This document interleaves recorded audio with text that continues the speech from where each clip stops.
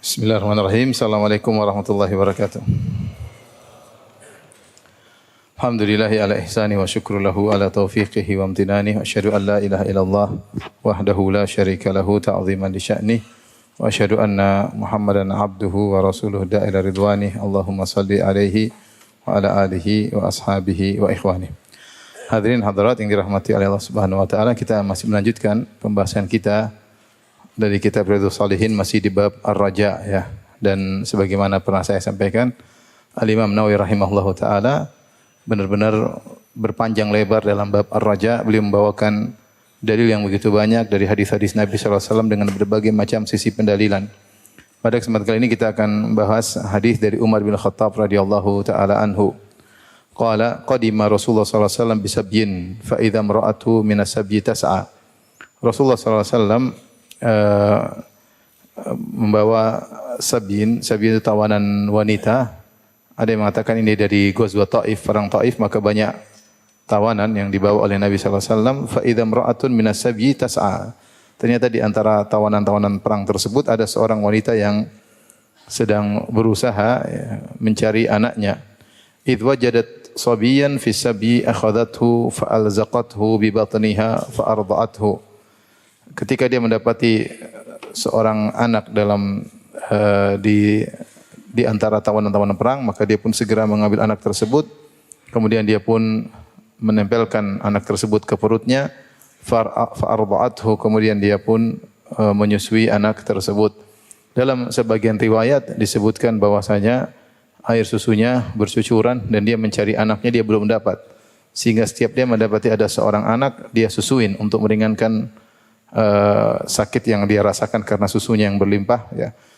Kemudian dapat anak lagi, dia susuin lagi, tentunya dengan kasih sayang terhadap anak tersebut sampai dia mendapati anaknya sendiri. Ya, maka dia pun memeluk anaknya, kemudian dia pun menempelkan di perutnya, lalu dia menyusui anak tersebut. Faqala Rasulullah sallallahu alaihi wasallam, maka Rasulullah sallallahu bersabda, "Atarawna hadhil mar'ata tarihatan waladaha finnar?" Apakah kalian memandang wanita ini akan melemparkan anaknya di api? Qulna la wallah, kami berkata tentu tidak demi Allah ya Rasulullah. Faqala lallahu arhamu bi ibadihi min hadhihi bi waladiha. Sungguhnya Allah Subhanahu wa taala lebih rahmat, lebih sayang kepada hamba-hambanya daripada wanita ini terhadap anaknya. Muttafaqun alaih. Hadis riwayat Bukhari dan Muslim. Hadis ini menjelaskan tentang fenomena atau kondisi yang dilihat oleh Nabi sallallahu alaihi wasallam, dilihat oleh para sahabat. Ada seorang wanita sibuk di tengah-tengah tawanan peperangan, ada seorang wanita sibuk mencari anaknya. Setiap dia mendapati ada anak, dia susuin anak tersebut sampai dia mendapati anaknya sendiri ya. Dan ketika melihat fenomena ini, maka dijadikan kesempatan oleh Nabi sallallahu alaihi wasallam untuk beri wejangan kepada para sahabat. Maka Nabi berkata kepada para sahabat, "Menurut kalian wanita seperti ini akan lemparkan anaknya ke api?" Kata para sahabat, "Tentu tidak ya Rasulullah." Ya. Ini adalah rahmat yang paling besar yang ada di dunia. Itu rahmat seorang ibu kepada anaknya. Melebihi semua rahmat yang ada. Kita tahu kasih sayang terjalin di antara manusia banyak. Kasih sayang ayah kepada anak, kasih sayang ibu kepada anak, kasih sayang anak kepada orang tua, kasih sayang kakak terhadap adik ya. Dan seterusnya, banyak sekali kasih sayang. Tapi kasih sayang yang terbesar yang mungkin tergambarkan di dunia ini adalah kasih sayang seorang ibu kepada anaknya ya. Kasih sayang seorang ibu kepada anaknya ya. Inilah kasih sayang terbesar, apalagi dalam kondisi wanita ini ya, di mana dia baru kehilangan anaknya. Dia baru kehilangan anaknya dan terus mencari anaknya. Tas'a, yaitu dia berusaha ke sana kemari mencari anaknya. Ketika dia mendapati anaknya, kemudian dia memeluknya. Dan ini kasih sayang terbesar lagi. Kasih sayang seorang ibu yang baru kehilangan anaknya, kemudian dia temukan, kemudian dia peluk anak tersebut untuk dia susui. Maka tidak ada kasih sayang lebih besar daripada kasih sayang yang dilihat oleh Nabi dan para sahabat ketika itu. Ini kasih sayang yang luar biasa. Saya juga pernah dapat kisah tentang tenggelamnya kapal di suatu negara ya, maka ada seorang yang selamat dari tenggelamnya kapal tersebut.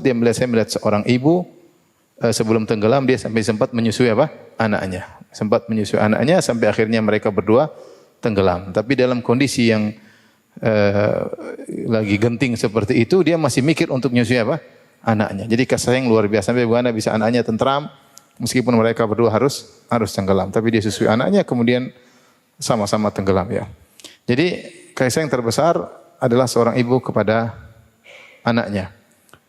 Oleh karenanya, ketika melihat fenomena ini, dijadikan kesempatan oleh Nabi untuk memberi wejangan kepada para sahabat.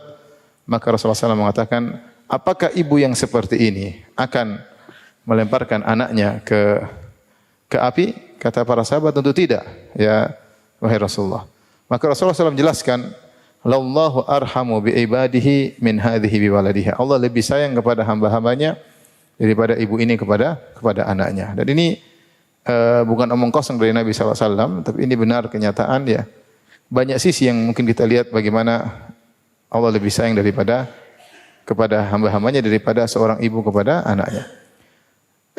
Kenapa seorang ibu sangat sayang kepada anaknya? Di antaranya karena anak ini adalah darah dagingnya. Anak ini pernah tinggal dalam rahimnya selama 9 bulan, pernah menyusui dari dirinya dan pernah makan dari gizi dalam perutnya ya. Kemudian dia yang melahirkan, dia yang kemudian menggendongnya, merawatnya. Maka tergambar bagaimana seorang ibu sangat sayang kepada anaknya lebih daripada ayah. Ayah tidak merasakan ini semua. Biasanya ibu lebih sayang kepada anak, lebih tegar dan sabar menghadapi anak ya, karena anak itu lebih dia sayangi daripada bapak sang anak. Nah, Allah Subhanahu wa taala yang mengkreat, yang membuat anak ini ya, yang membuat anak ini, yang menciptakan, yang meniupkan ruh, yang menentukan bentuknya, kemudian menumbuhkan anaknya dalam perut sang ibu. Tentunya sang kreator lebih perhatian terhadap hasil kreatnya ya. Sang kreator lebih perhatian daripada hasil kreatnya. Seperti kita memiliki sesuatu, kita membuat sesuatu, kita sangat sayang dengan hasil apa yang kita perbuat tersebut ya. Maka ini sederhana. Allah yang bikin kita, Allah yang menentukan bentuk kita, Allah yang meniupkan ruh kita, Allah yang perhatian, yang menentukan ajal, yang menentukan semuanya. Maka secara logika sangat mungkin Allah lebih sayang kepada hamba makhluk ciptaannya daripada ibu kepada anaknya, yang memang benar anak itu pernah dalam perut ibunya, tetapi yang mengkreat, yang membuat anak ini adalah Allah Subhanahu wa taala. Maka ini membuka cakrawala bagi kita untuk husnudzon kepada Allah Subhanahu wa taala, bahwasanya Allah lebih sayang kepada kita daripada ibu kita kepada kita. Dari sisi yang lain, meskipun sayang seorang ibu kepada anak sangat besar, tapi terkadang seorang ibu terkadang mungkin marah, kemudian tidak mengakui ini adalah anak saya, dan itu terjadi. Seorang ibu sangat marah, dia bukan anak saya. Dia bukan anak saya. Terkadang terungkap dari seorang ibu, dia bukan anak saya ya. Bahkan kita kalau di rumah saja kita marah, kita bilang sama istri kita, ambil anakmu. Ambil anakmu. Padahal ini anak kita berdua. Ambil anakmu. Itu anakmu, ambil tuh. Menunjukkan kadang-kadang kita jengkel, kemudian kita ada seperti lafal-lafal yang menunjukkan berlepas diri, bahwa seakan-akan itu bukan anak kita. Sementara Allah Subhanahu wa taala dalam Al-Quran tetap menyatakan hambanya yang bergelimang dalam lumuran dosa, tetap Allah katakan hamba-hambaku. Qul ya ibadiyalladzina asrafu ala anfusihim la taqnatu min rahmatillah. Sampaikanlah, katakanlah kepada hamba-hambaku, ya ibadiyalladzina asrafu, wahai hamba-hambaku yang berlebih-lebihan, yang bergelimang dalam dosa-dosa, la taqnatu min rahmatillah. Janganlah kalian putus asa dari rahmat Allah Subhanahu wa taala. Di sini Allah masih memanggil hamba-hambanya yang bergelimang dengan maksiat dengan hamba-hambaku, dengan hamba-hambaku ya. Ini menunjukkan kasih sayang Allah Subhanahu wa taala. Kemudian di antara bukti bahwasanya Allah lebih sayang kepada hambanya daripada seorang ibu kepada anaknya, terkadang ada masalah anak terhadap ibu. Ibu sulit sekali memaafkan. Ibu sulit sekali memaafkan. Anaknya sudah minta maaf, sudah memberi hadiah. Namanya ibu seorang manusia, terkadang dia sulit untuk memaafkan. Terkadang seorang ibu dendam kepada anaknya. Anaknya sudah berusaha minta maaf, tapi ibunya tidak memaafkan. Tapi kalau seorang bersalah, berdosa kepada Allah Subhanahu wa taala, maka sangat mudah untuk meminta maaf kepada Allah Subhanahu wa taala. Tinggal dia kembali kepada Allah, dosanya sebesar apapun, sebanyak apapun, maka Allah langsung ampuni dia, karena hukum asal Allah menerima taubat. Awalam ya'lamu annallaha huwa yaqbalu taubata an ibadihi. Tidakkah mereka mengetahui bahwasanya Allah Subhanahu wa taala Maha menerima taubat hamba-hambanya. Dan demikianlah ketika kita dalam bersendirian kita bisa bermunajat kepada Rabbul Alamin, kepada Allah yang perhatian sama kita. Ketika semua orang tidak perhatian sama kita, kita bisa berbisik-bisik, bermunajat kepada Allah, kemudian Allah mengabulkan doa kita dan kita sering merasakan hal tersebut. Dalam kondisi apapun Allah selalu perhatian kepada hambanya. Baik. Sabda Nabi juga, Allahu arhamu bi ibadihi. Allah lebih kasih sayang kepada hambanya daripada seorang ibu kepada anaknya. Memberi faedah kepada kita untuk senantiasa bergantung kepada Allah. Untuk senantiasa bergantung kepada, karena kita mau bersandar kepada siapa? Kita mau bersandar kepada zat yang paling sayang sama kita. Kalau kita di antara 5 orang ada kawan, kalau kita ada masalah, kita kemana? Kita ke kawan yang perhatian sama kita. Kita ke kawan yang sayang sama kita. Maka kita pun datang ke dia, minta tolong. Karena dia yang lebih perhatian daripada yang lainnya. Nah, ketika kita tahu, walillahil mathalul a'la, bagi Allah perumpamaan yang lebih tinggi. Jika kita tahu Allah adalah zat yang paling sayang kepada hambanya, maka seharusnya yang paling tempat kita bergantung adalah siapa? Allah. Ada masalah segera sampaikan kepada Allah. Ada masalah segera sujud, minta pertolongan kepada Allah Subhanahu wa taala. Apapun yang kita hadapi, tempat kita bergantung pertama adalah siapa? Allah Subhanahu wa taala. Karena dia yang lebih perhatian sama kita.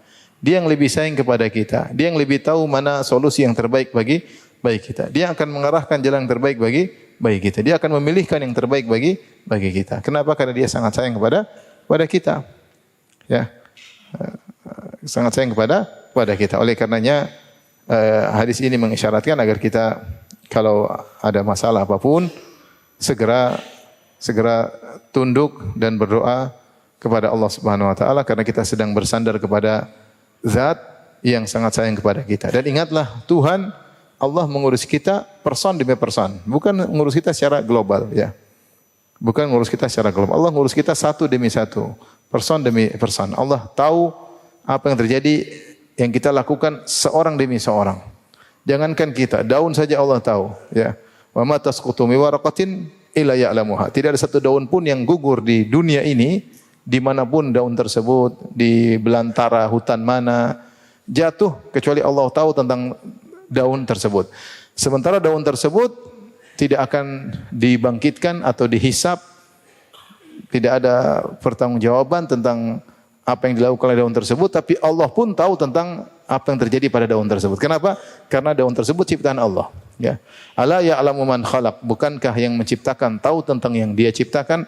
Nah, bagaimana lagi dengan kita? Ya, apalagi dengan kita yang Allah Subhanahu Wa Taala. Ya, faman huwa qa'imun ala kulli nafsin bima kasabat. Kata Allah, ataukah Allah yang mengurusi setiap jiwa tentang apa yang dia lakukan? Setiap qa'iman ala faman huwa qa'imun ala kulli nafsin. Allah mengatakan Allah mengurusi setiap jiwa. Setiap jiwa. Tidak ada yang mampu seperti itu. Kita aja kalau bicara tentang misalnya penguasa, dia tidak bisa mengurusi rakyatnya secara detail. Dia pasti butuh wakil-wakilnya untuk mengurusi, kemudian beri laporan kepada dia. Tapi Allah Subhanahu Wa Taala mengurusi kita secara detail. Jadi jangan kita merasa kita tidak diperhatikan. Saya ini siapa sih? Kamu manusia, kamu ciptaan Tuhan. Kamu ciptaan Tuhan yang telah menciptakan kamu pasti diperhatikan. Gak mungkin kamu gak diperhatikan. Apa yang kau lakukan pasti diperhatikan. Apa yang kau bisik-bisikan, apa yang kau munajatkan pasti diketahui oleh Allah Subhanahu Wa Taala. Maka kalau orang tahu dia diperhatikan oleh Allah secara detail, dan itu terbukti. Antum coba ada masalah, antum salat malam, antum angkat tangan menangis, tahu-tahu masalah selesai. Berarti ada yang perhatikan enggak? Ada. Ada Tuhan yang dengar, ada yang Tuhan dengar munajat antum, ada Tuhan yang mengabulkan. Nah, berarti antum kan diperhatikan. Antum diperhatikan. Kita kalau cari muka sama penguasa, pejabat belum tentu diperhatikan. Sudah pakai perantara, pakai link-link, ternyata linknya error semua. Tidak bisa sampai ke penguasa ya. Tapi kalau Allah sudah cukup berwudu, bangun malam, tangan, selesai. Saya ingat ada kawan saya, orang awam, dulu kawan di Papua. Dia cerita sama saya heran sama teman saya sampai ambil liburan, kemudian dia libur cuti, kemudian harus pergi ke ziarah ke wali ini. Saya tanya, kenapa kamu begitu? Ya, saya mau berdoa lewat wali-wali tersebut. Teman saya yang awam dia bilang, kan apa susahnya? Kamu tinggal bangun malam terus angkat tangan. Ya sudah selesai, ngapain harus pergi susah-susah, kemudian jauh-jauh safar-safar ke sana kemari. Kamu tinggal angkat tangan, Allah Maha mendengar. Kalau orang bilang, mana kamu? Kamu tuh siapa? Mau didengar sama Tuhan? Lihat kalau ada penguasa, kamu siapa mau didengar? Enggak mau didengar. Itu kalau penguasa. Kalau pejabat di dunia seperti itu, karena dia tidak punya akses langsung, connecting langsung dengan rakyatnya. Tapi kalau Allah ngurusin kamu person demi person. Allah ngurusin kamu satu person dengan person.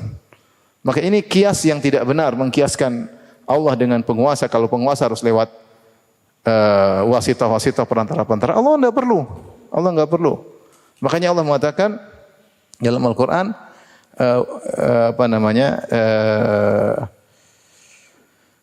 wa idza sa'alaka ibadi anni fa inni qarib. Jika hamba-hambaku bertanya kepada engkau tentangku, sungguhnya aku itu dekat, ujibu da'watad da'i idza da'an.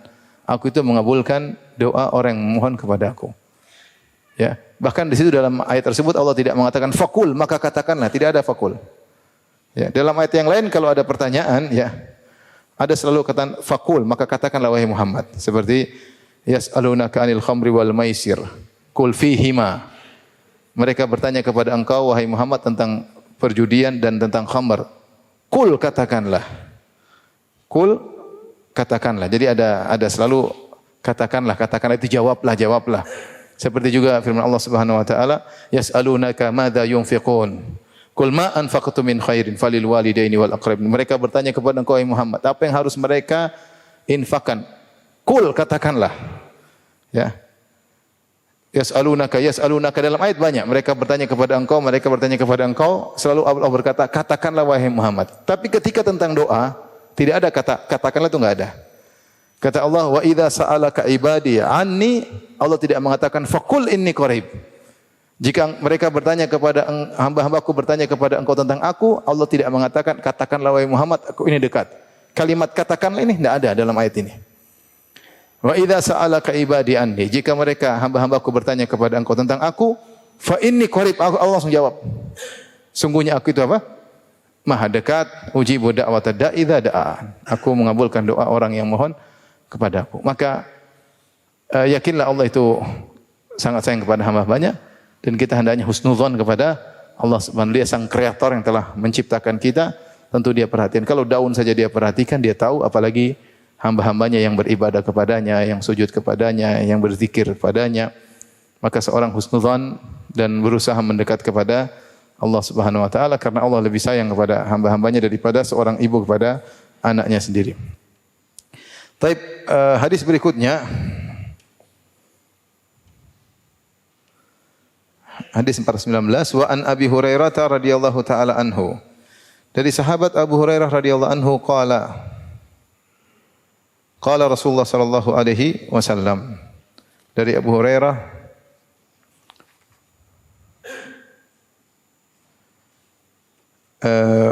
Rasulullah sallallahu alaihi wasallam bersabda, "Lamma khalaqallahul khalqa kataba fi kitabin fahuwa indahu fawqal arsy." Ketika Allah menciptakan makhluk, maka Allah mencatat dalam kitabnya, ya. Mungkin di Lauhil Mahfuz, fahuwa indahu fawqal arsy, dan kitab tersebut berada di sisinya di atas arsy. Kitab tersebut berada di sisinya, di sisi Allah, di mana? Di atas arsy. Inna rahmati taglibu ghadabi, sungguhnya rahmatku, kasih sayangku mendominasi atau mengalahkan kemarahanku. Wa fi riwayatin ghalabat ghadabi, sungguhnya kasih sayangku mengalahkan kemurkaanku. Wa fi riwayatin, dalam riwayat sabaqat ghadabi, sungguhnya kasih sayangku mendahului kemarahanku. Muttafaqun alaih, hadis riwayat Al-Imam Al-Bukhari dan Al-Imam Muslim. Hadis ini juga dibawakan oleh Al-Imam An-Nawawi rahimahullahu taala, hadis riwayat muttafaqun alaih, yaitu hadis riwayat Bukhari dan Muslim dari Abu Hurairah, bahwasanya ketika Allah menciptakan makhluk, ya, maka Allah menulis di Lauhil Mahfuz atau di sebuah catatan, yang catatan tersebut berada di sisi Allah di atas arsy. Ini iman bahwasanya Allah berada di atas arsy, ya.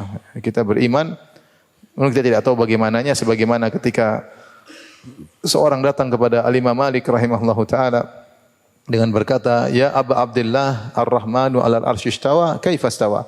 Wahai Imam Malik, sungguhnya Allah berfirman dalam Al-Quran, Ar-Rahmanu 'alal arsy istawa. Allah beristiwa, yang maha penyayang beristiwa di atas arsy. Kemudian dia bertanya, kaifa istawa? Bagaimana cara beristiwa Allah? Maka Imam Malik pun terdiam, bercucuran keringat, dia baru kaget ada pertanyaan seperti ini. Maka kemudian dia pun marah dan dia berkata, al-istiwa'u ma'lum, di atas kita paham maknanya. Wal kaifu majhul, adapun bagaimananya kita tidak tahu ya. Karena kita tidak tahu bagaimana zat Allah dan kita tidak tahu juga bagaimana arsy. Bagaimana kita bisa tahu bagaimananya kalau zat saja kita tidak tahu. Wal imanu bihi wajib ya, beriman kepada Allah beristiwa di atas arsy itu wajib. Wasu'alu anhu bid'ah, dan bertanya tentang bagaimananya adalah bid'ah. Kemudian dia mengatakan akhriju hadzal mubtadi', keluarkan ahlul bid'ah ini dari majelisku ya. Jadi kita beriman Allah di atas arsy. Dan catatan itu juga dicatat di sisi Allah di atas arsy. Isi catatan tersebut, inna rahmati taglibu ghadabi, sungguhnya kasih sayangku mendominasi kemarahanku. Apa maksudnya dalam riwayat sabaqat ghadabi, sungguhnya kasih sayangku mendahului kemarahanku. Kita tahu bahwasanya Allah Subhanahu wa taala memiliki sifat rahmat. Sifat rahmat ini ada yang zatiyah, ada yang fi'liyah ya. Secara zat Allah Maha Ar-Rahman, Dia Maha pengasih. Tetapi secara terkaitan dengan makhluk, ada yang Allah rahmati dan ada yang tidak Allah rahmati. Allah merahmati dengan sebagian makhluk, terkadang Allah marah kepada sebagian makhluk. Dikatakan rahmat Allah mendahului kemarahan Allah. Dari sisi diantaranya dijelaskan oleh para ulama, karena Allah mendahului merahmati makhluk sehingga menciptakan mereka dari tidak ada menjadi ada, memberi rezeki kepada mereka, memberikan keperluan mereka tanpa ada sebab yang mereka lakukan. Tanpa ada yang sebab yang mereka lakukan, Allah menciptakan apa? Mereka dengan menyediakan alam semesta dan yang lainnya. Ya, Allah menciptakan langit dan bumi, semua ini urusan agar kita bertauhid kepada Allah Subhanahu wa taala. Semuanya untuk kita. Ada matahari, ada rembulan, ada planet-planet, ada alam semesta, ada bumi dan seisinya, ada laut dan seisinya. Ini buat siapa sih? Buat manusia, buat kita. Jadi tidak ada sebab yang mereka lakukan, tapi Allah rahmati mereka. Berbeda dengan Allah murka. Tidaklah Allah murka kecuali ada sebab yang dilakukan oleh makhluk membuat Allah murka. Seperti dia bermaksiat misalnya ya. Seperti dia bermaksiat atau yang lainnya. Jadi ini sudah menunjukkan bahwasanya rahmat Allah lebih dahulu daripada apa? Kemurkaan. Karena Allah merahmati makhluk tanpa sebab, tahu-tahu Allah merahmatinya, kemudian makhluk dimurkai karena ada sebab yang mereka lakukan. Apalagi jika makhluk tersebut melakukan sebab kasih sayang, maka rahmat Allah bertambah lagi. Artinya makhluk tersebut tanpa melakukan sebab untuk disayangi, Allah pun sudah menyayanginya. Paham? Karena menciptakan mereka dari tidak ada menjadi dan seterusnya. Adapun makhluk, kapan dia melakukan kesalahan, baru kemudian Allah murka kepadanya. Rahmat ini pula yang Allah berikan kepada makhluk tanpa sebab, disebut oleh para ulama ketika hari kiamat kelak, sebagian ahli tauhid kemudian masuk dalam neraka Jahannam. Kemudian para malaikat memberi syafaat, para nabi memberi syafaat, orang mukminin memberi syafaat, sampai semua sudah memberi syafaat, ternyata masih ada sisa penghuni neraka. Maka Nabi SAW berkata, syafaatil malaikah, para malaikat memberi syafaat untuk mengeluarkan mereka dari neraka Jahannam. Wa syafaatil anbiya, para nabi juga memberi syafaat untuk mengeluarkan mereka dari neraka Jahannam. Kemudian al-mu'minun, kaum mukminin juga memberi syafaat untuk mengeluarkan dari neraka Jahannam. Baqiyat rahmatur rabbil alamin. Tinggal sisa rahmat Allah Subhanahu wa taala. Ini rahmat murni, benar-benar sudah selesai, sebab semua tidak ada lagi, maka Allah keluarkan mereka dari neraka Jahannam karena murni kasih sayang Allah Subhanahu wa taala. Ini menunjukkan rahmat Allah mendahului kemurkaan Allah. Demikian juga disebutkan di antara bukti bahwasanya rahmat Allah mendahului dan mendominasi, seperti dalam perhitungan, seperti saya pernah sampaikan, dalam perhitungan dosa dan pahala. Jika seorang melakukan satu kebaikan, maka dicatat pahala minimal 10 kali atau sampai 700 kali. Allah atau sampai ila ad'afin katsira, sampai berlipat-lipat ganda. Adapun jika seorang melakukan maksiat, tetap dicatat cuma apa? Cuma sekali. Dicatat cuma sekali. Dicatat cuma sekali. Maka ini menunjukkan bahwasanya rahmat Allah mendahului kemurkaan Allah Subhanahu wa taala, karena cara perhitungan pahala dicatat 10 sampai berlipat-lipat, sementara maksiat kalau melakukan maksiat cuma sekali. Di antara bukti bahwasanya rahmat Allah mendahului kemurkaan Allah jika seorang melakukan maksiat ya puluhan tahun dengan bergelimang maksiat, kemudian dia bertobat kepada Allah, Allah tinggal terima, tidak ada susahnya. Allah tinggal terima, begitu saja selesai. Bertobat tulus selesai, semua terlupakan. Bukan cuma jadi nol, ya, bahkan dijanjikan masuk surga, ya. Ya ayyuhalladzina amanu tubu ilallahi taubatan nasuha. Asa rabbukum ayyukaffir ankum sayyi'atikum. Wahai orang yang beriman, bertobatlah kepada Allah dengan taubat yang sesungguhnya. Semoga Allah mengampuni dosa-dosa kalian. Apakah sampai di situ titik, enggak, masih koma?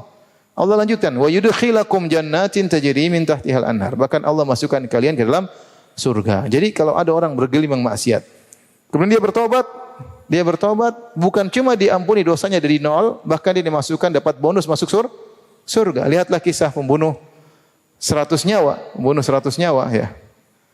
Yang kemudian bertobat, ya, setelah membunuh 100 nyawa, dia belum sholat, dia baru berjalan mau hijrah menuju kampung yang lain, tahu-tahu dia meninggal di tengah perjalanan. Allah ampuni dia dan ruhnya kemudian diambil oleh malaikat rahmat, dimasukkan dalam surga Allah Subhanahu wa taala. Ini menunjukkan bahwasanya kasih sayang Allah mendominasi apa? Kemurkaan Allah Subhanahu wa taala. Dan hadis ini rahmat Allah mendominasi kemurkaan Allah, kita hanya bisa menafsirkan sesuai dengan dalil yang datang. Tidak boleh berlebihan lebih daripada itu, ya. Tidak boleh berlebihan daripada itu, karena ketika seorang menafsirkan berlebihan nanti dia akan terjerumus dalam pemikiran yang menyimpang tentang fana unar dan yang saya tidak ingin sampaikan. Cuma kita memahami hadis ini berdasarkan dalil yang datang, bahwasanya banyak bukti-bukti menunjukkan bahwasanya kasih sayang Allah meliputi apa? Mendominasi kemurkaan Allah Subhanahu wa taala. Dan ini membuka pintu raja, babur raja, agar kita benar-benar berharap kepada Allah. Allah sangat menyayangi hamba-hambanya. Begitu mudah Allah memaafkan, begitu mudah Allah mengampuni hamba-hambanya, ya. Jangan sampai seorang berputus asa kepada Allah Subhanahu wa taala. Taib. Hadis berikutnya, ya, Imam Nawawi membawakan banyak hadis agar membuka orang berharap kepada Allah Subhanahu wa taala. Hadis berikutnya juga dari Abu Hurairah wa anhu, dari Abu Hurairah qala, sami'tu Rasulullah sallallahu alaihi wasallam yaqul, aku mendengar Rasulullah sallallahu bersabda, ja'alallahu ar-rahmata mi'ata juz'in. Allah menciptakan rahmat, yaitu rahmat makhluk. Rahmat ada dua. Ada rahmat yang merupakan sifat Allah Subhanahu wa taala yang terkandung dalam Ar-Rahman Ar-Rahim, dan ada rahmat yang Allah ciptakan. Allah ciptakan buat makhluknya. Allah berikan kepada makhluk-makhluknya sehingga makhluknya saling kasih sayang di antara mereka. Kata Nabi sallallahu alaihi wasallam, ja'alallahu rahmata mi'ata juz'in. Allah menciptakan rahmat 100 bagian. Fa amsaka indahu tis'atan wa tis'in. Kemudian Allah pegang tahan 99 di sisinya. Wa anzala fil ardi juz'an wahidan. Adapun yang Allah turunkan di bumi cuma satu bagian dari 100, cuma satu diturunkan, sisanya 99. Famin dzalikal juz'i yatarahamul khalaiq.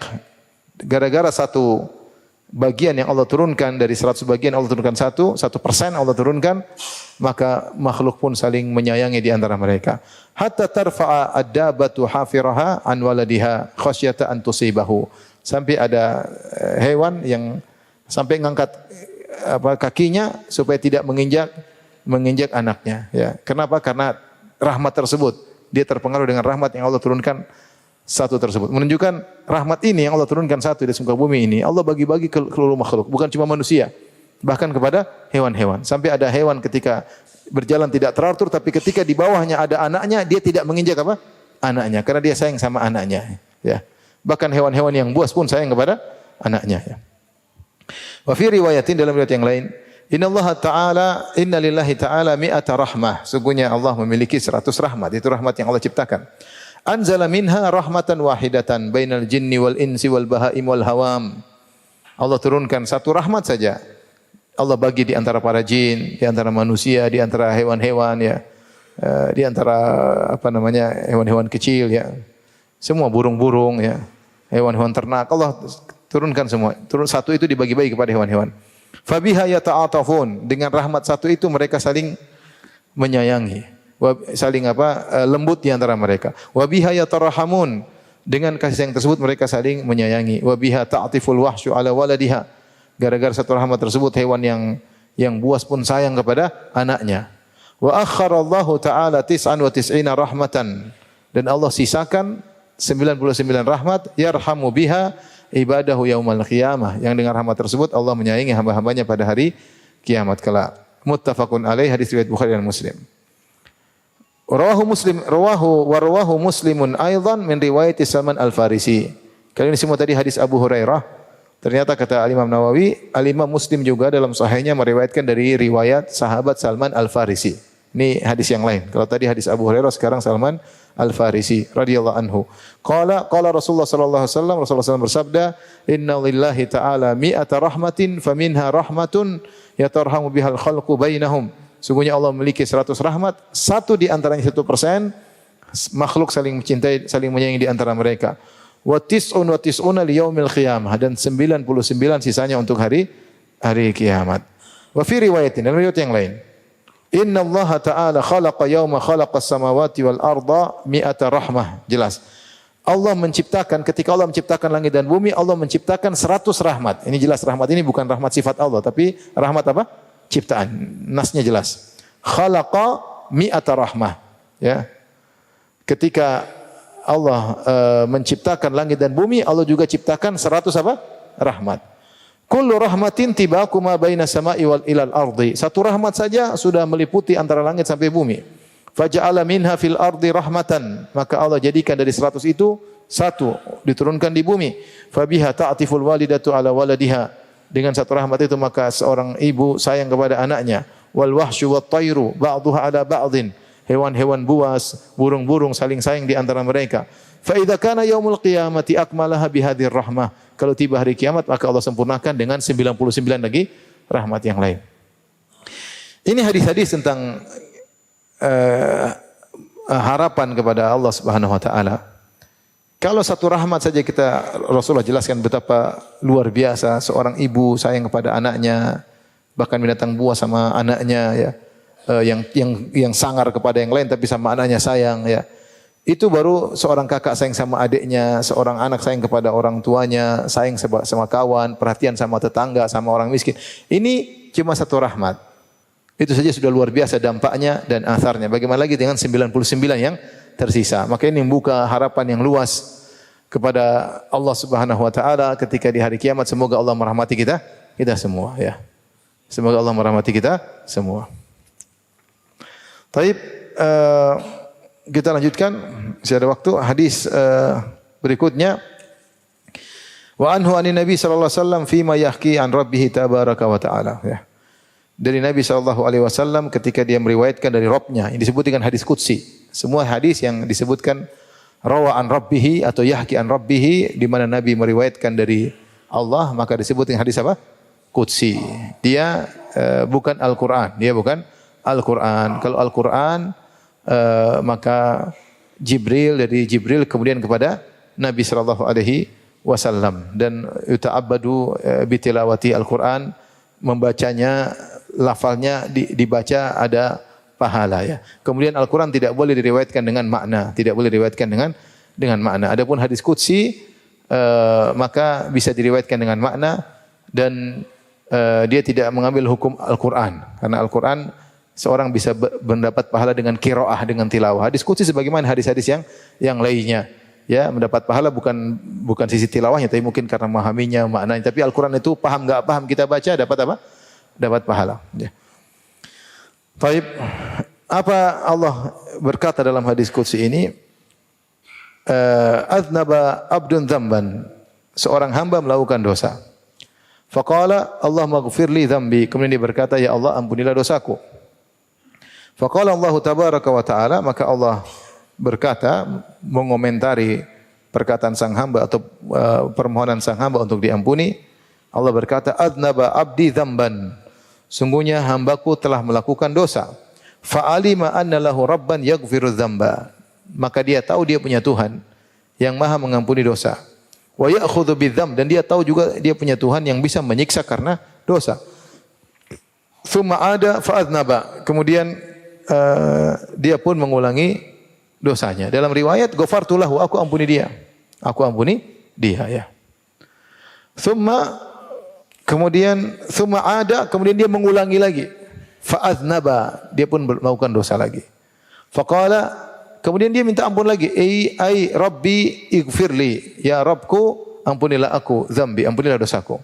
Faqala tabaraka wa ta'ala, maka Allah mengomentari lagi permohonannya, adnaba abdi dzamban fa'alima anna lahu rabban yaghfiru dzamba wa ya'khudhu bidzam.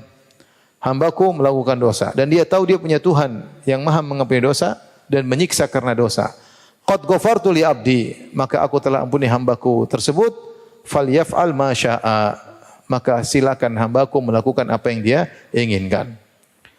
Kata Imam Nawawi rahimahullah ta'ala, muttafaqun alaih, riwayat Bukhari dan Muslim. Wa qauluhu ta'ala, dan firman Allah dalam hadis qudsi tersebut, falyaf'al ma syaa, kata Imam Nawawi, firman Allah dalam hadis qudsi tersebut, silakan hambaku melakukan apa yang dia kehendaki, ai madama yaf'alu hakadha yudnibu wa yatubu aghfiru lahu. Selama dia kondisinya selalu demikian, berdosa minta ampun, berdosa minta ampun, berdosa minta ampun, meskipun 1000 kali, meskipun 2000 kali, selama dia berdosa dan minta ampun, maka aku akan mengampuninya. Fa inna taubata tahdimu ma qablaha, karena taubat akan menghapuskan dosa-dosa yang sebelumnya. Ini hadis benar-benar hadis yang memberi harapan bagi para pendosa, bahwasanya para pendosa jangan pernah putus asa dan jangan pernah mendengar syaitan yang mengatakan bertobat nanti saja, bertobat nanti saja. Karena syaitan mengatakan percuma kau tobat, nanti kau ulangi lagi.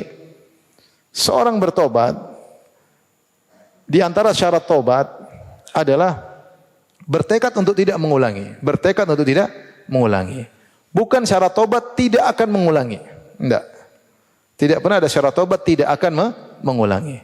Tapi syarat tobat bertekad untuk tidak mengulangi. Kalau seorang sudah bertobat, ternyata dia mengulangi lagi. Ketika dia bertobat, dia sudah bertekad akan meninggalkan. Ternyata hawa nafsu menguasainya. Ternyata emosi mendominasinya. Syaitan menaklukkannya. Dia tertawan dengan syahwatnya. Kemudian terjerumus lagi, dia bertobat lagi. Maka ketika dia berdosa, ini dosa yang baru. Dosa yang baru. Dan jangan pernah mendengar bisikan syaitan percuma, percuma, percuma. Karena ketika dia tidak bertobat, maka dosanya akan bertumpuk dan khawatir dia meninggal sebelum bertobat kepada Allah Subhanahu wa taala, ya. Karena dalam hadis ini Allah mengatakan dia lakukan taubat, saya ampuni. Lakukan lagi, minta ampun, saya ampuni lagi. Lakukan lagi, minta ampun, saya ampuni lagi. Kata Allah, silakan dia lakukan apa yang dia kehendaki. Selama seperti itu, maka aku akan tetap mengampuninya. Oleh karenanya Allah Subhanahu wa taala Maha rahmat kepada hambanya. Kalau kita sama orang tua kita ulangi gitu, kira-kira diampuni? Besok kurang ajar, minta maaf mak, ya. Besok lagi kurang ajar, yang ke-20 kali memang kamu bukan anak saya. Kalau manusia seperti itu, bahkan orang tua mungkin bisa marah, ya. Kalau berulang-ulang 100 kali anaknya kurang ajar, ya ini kurang ajar, ini main-main. Tapi Allah sebenarnya tidak begitu. Yang penting kita memenuhi persyaratan taubat. Apa syarat taubat? Al-iqla' anidzam, meninggalkan dosa tersebut. Yang kedua, apa? An-nadam, menyesali. Yang ketiga, al-azmu ala adamil audah, bertekad untuk tidak mengulangi. Kapan terpenuhi 3 syarat ini, maka diampuni. Jangan salah paham, jangan bilang hadis ini ya udah maksiat terus, enggak. Hadis ini bukan menyuruh kita untuk apa? Nyaman bermaksiat. Tenang, Allah Maha Pengampun, tenang aja Allah. Enggak. Karena ada penyesalan. Syarat tobat harus apa? Menyesal, ya. Harus menyesal. Karena bertekad untuk tidak mengulangi. Tapi namanya manusia terkadang dia terkena syubhat. Allah Maha Pengampun. Ya sudah sekali ini, nanti sudah. Ternyata bulan depan ini yang terakhir. Terus. Makanya disebutkan oleh kalau tidak salah Ibnu Qayyim rahimahullah taala ketika menyebut tentang iblis digoda, iblis menggoda. Adam digoda alaihissalam. Adam alaihissalam belum pernah digoda. Seumur hidup beliau sejak diciptakan baru pertama digoda. Yang goda siapa? Iblis. Kalau kita mungkin yang goda krocok-krocoknya. Ini Adam baru pertama digoda, yang goda siapa? Iblis. Azan kah? Ikhwan dan akhwat yang rahmatillah subhanahu wa ta'ala, demikianlah seorang terkadang terjerumus dalam dosa karena bersandar kepada kasih sayang Allah subhanahu wa ta'ala. Sebagaimana disebutkan oleh Ibnu Qayyim dalam Sawa'iqul Mursalah, ketika menyebutkan Adam digoda oleh iblis, ya. Sampai Allah berkata, wa qasamahuma inni lakuma laminan nasihin. Iblis bersumpah kepada Adam, sungguhnya aku ini benar-benar ingin kebaikan bagimu. Wa qasamahuma inni lakuma, sampai iblis menggunakan penekanan. Wa qasamahuma, iblis bersumpah kepada mereka berdua, Adam dan Hawa, ini sungguhnya aku itu benar-benar. Jadi sungguh benar-benar aku bersumpah, sungguh-sungguh benar-benar, semua gombal dari apa? Iblis menggoda. Tapi Adam ketika itu husnudzon, dia tahu ini pelanggaran. Bisa jadi terbetik dalam hatinya tentang kasih sayang Allah Subhanahu wa taala, maka dia akhirnya melakukan apa yang dia lakukan. Maka godaan itulah yang terkadang juga datang kepada kita atau sebagian kita ketika melakukan, kita berani karena Allah Maha Penyayang sehingga kita melakukan maksiat. Hadis ini tidak menganjurkan kita untuk bermaksiat, ya. Karena kita tahu bahwasanya yang terbaik adalah tidak bermaksiat. Terlalu banyak ayat menyuruh kita, melarang kita untuk bermaksiat. Dan kita tahu ahli tauhid, para sahabat, semakin kuat tauhid mereka, mereka jauh dari maksiat. Mereka jauh dari maksiat. Tapi hadis ini kita sampaikan kepada orang yang lagi bergelimang dengan maksiat. Hati-hati, jangan putus asa. Tapi kau berusaha meninggalkan, tapi jangan putus asa. Jangan kita santai, ya, oh tenang aja, Allah Maha 1000 kali pun apa. Benar, memang Allah Maha Pengampun, tapi jangan bersandar kepada satu hadis, lupa kepada hadis-hadis yang lainnya. Ya. Kalau bagi orang yang terjerumus dalam maksiat, ya, maka jangan putus asa. Terus bertobat. Kau belum bisa meninggalkan, terus apa? Bertobat. Tapi terus bertekad, menangis, minta kepada Allah untuk meninggalkan maksiat. Suatu saat kau akan bisa meninggalkannya dengan rahmat Allah Subhanahu wa taala. Dosa yang besar yang kau lakukan, ya, tidak menghalangi Allah untuk mengampunimu. Allah telah mensifati dirinya dengan Ar-Rahim yang Maha Penyayang, Ar-Rahman yang Maha Penyayang. Allah telah mensifati dirinya dengan Ghafirudz Dzambi yang mengampuni dosa-dosa. Allah yang telah mensifati dirinya dengan Al-Ghafur sama Al-Ghaffar, ya. Al-Ghafur yaitu meskipun dosa sebesar apapun Allah akan mengampuni. Al-Ghaffar yaitu meskipun dosa sebanyak apapun Allah akan mengampuni, ya.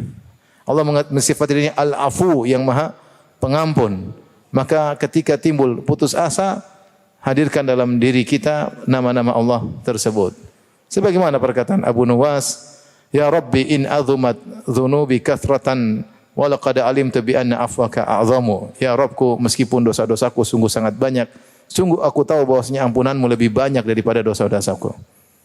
In kana la yarjuka illa muhsinun fabiman yaludhu wa yastajirul mujrimu. Kalau yang bisa berharap kepada engkau cuma orang yang bertakwa, terus pendosa mau berharap kepada siapa? Terus pendosa mau berlindung kepada siapa? Mali ilaika wasilatun ila raja wa jamilu afwika thumma anni muslimu. Tidak ada yang bisa aku andalkan kepada engkau kecuali harapan. Aku punya andalan untuk bertemu dengan engkau. Itu apa? Ar-raja, harapan. Ya. Wa jamilu afwika, dan indahnya ampunanmu. Kemudian aku berserah diri kepada engkau. Oleh karenanya kita tahu dari antar sebagian saudara-saudara kita ada yang terjebak dalam maksiat dan dia belum bisa meninggalkannya. Maka dia berjuang, berjihad untuk bisa meninggalkan maksiat tersebut. Tetap takut kepada Allah, harus ada khauf, ya. Jangan roja kemudian menggampangkan maksiat. Di antara menjadikan dosa itu besar ketika kita meremehkan maksiat. Semakin kita meremehkan, semakin besar, ini kaidah. Semakin kita meremehkan dosa, semakin besar dosanya. Semakin kita meremehkan maksiat, semakin besar dosanya, ya. Tapi kita melihat maksiat tersebut dahsyat. Allah berfirman kepada nabinya, "Qul inni akhafu in asaitu rabbi adzab yaumin azim." Katakanlah wahai Muhammad, aku takut kepada Allah di hari yang dahsyat kalau aku bermaksiat kepadanya. Kita lihat perkataan Nabi Adam alaihissalam dan Hawa, ya, wa illam taghfir lana wa tarhamna lanakunanna minal khasirin. Kalau kau tidak mengampuni kami dan tidak merahmati kami, sungguh kami benar-benar merugi. Nabi Nuh alaihissalam berkata kepada Allah, wa illa taghfirli wa tarhamni akum minal khasirin. Kalau kau tidak mengampuniku dan merahmatiku, sungguh aku termasuk orang-orang yang merugi. Jadi jangan sampai salah paham dengan hadis ini. Jangan menyangka hadis ini memotivasi kita untuk santai dalam bermaksiat, tidak, tetap peraturan berlaku. Taubat ada aturannya. Meninggalkan, menyesal, bertekad untuk apa? Tidak mengulangi, berusaha. Kalau terjerumus, bertobat lagi. Kalau terjerumus, bertobat lagi. Tetap dengan berusaha melepaskan diri dari jeratan syahwat, dari tawanan syahwat, dari tawanan syaitan, sampai kita bertarung, sampai kita bisa lepas dari jeratan tersebut. Dan Allah senantiasa tetap menanti untuk mengampuni dosa-dosa selama kita bertobat kepadanya, karena dialah Arhamur Rahimin. Baik, demikian saja. InsyaAllah kita lanjutkan pada Selasa pekan depan. Masih dalam babur roja, karena masih banyak hadis-hadis yang disebut oleh Imam Nawawi rahimahullah ta'ala. InsyaAllah kita ketemu lagi dengan izin Allah subhanahu wa ta'ala. Subhanakallah bihamdik. Asyhadu an la ilaha illa anta astaghfiruka wa atubu ilaik. Assalamualaikum warahmatullahi wabarakatuh.